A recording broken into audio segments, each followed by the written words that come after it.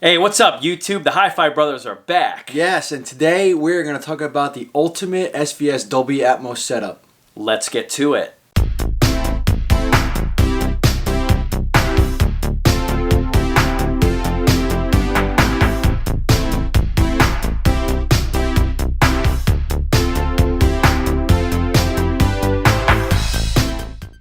All right, Ralph, well, let's get right into the episode. Absolutely. So, first of all, we want to thank all of our subscribers out there. We have over 300, and yeah, it's been great kind of growing the channel. I know a lot of you have been following us since the beginning.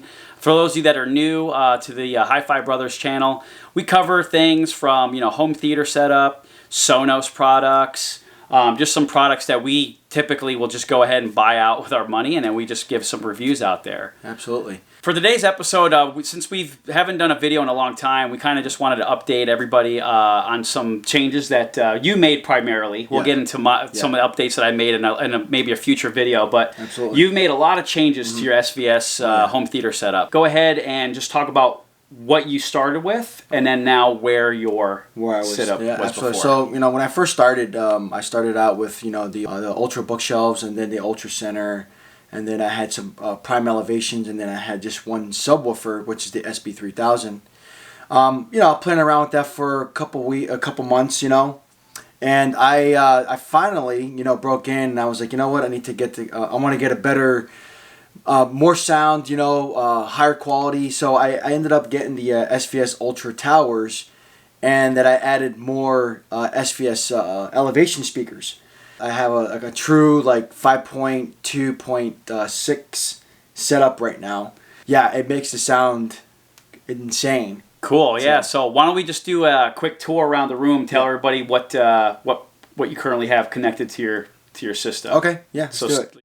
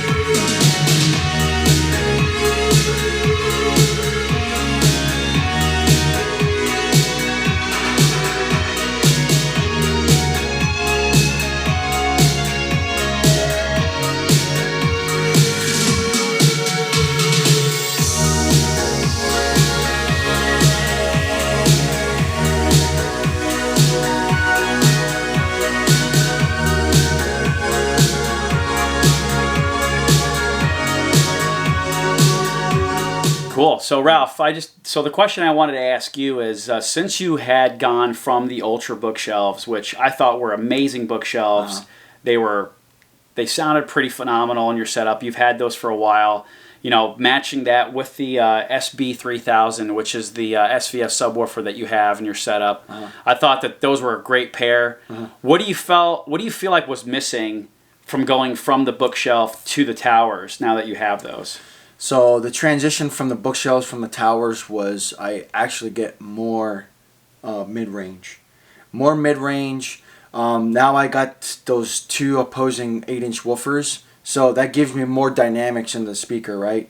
So now, I can play around with my settings a little bit, instead of just having them small to the subwoofer, I still have the current setup as having them small in the receiver, but since I have those subwoofers additionally added to the system, it gives me that more dynamics up in the front stage, where it's like if something's blowing up in the front stage, I get that, boom, it explodes, and it's like, wow, it's like I feel it in my chest. Like that's what it's supposed to feel like, like a true movie theater like feeling. And then the other question I have for you is, you had one subwoofer and you added the second one. So what do you feel like has been the added value of adding that second subwoofer? Since I have a room of it's 25 by 15, I have a longer room.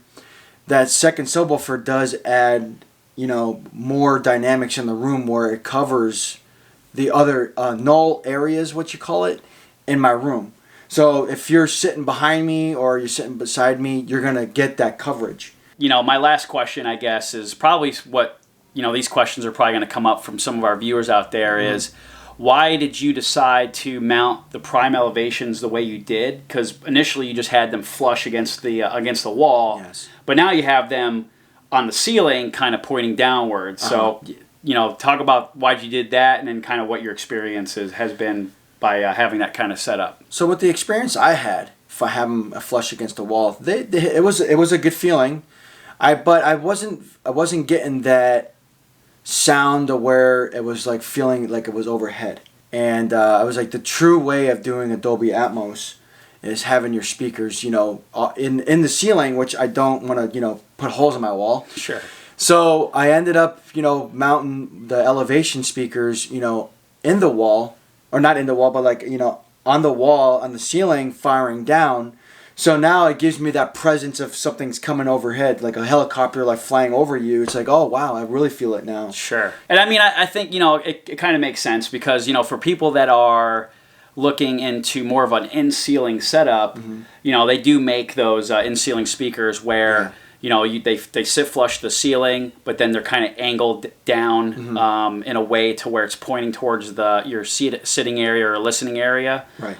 So that kind of makes sense. And I would see this as probably an option for people that don't want to put holes in their ceiling, and just don't have the wires to run through, right? So, this could be an alternative for people that are, looking to get that Atmos effect, like you said, overhead. Now that you have this complete setup, with the towers, what do you still consider to be the best product in your setup?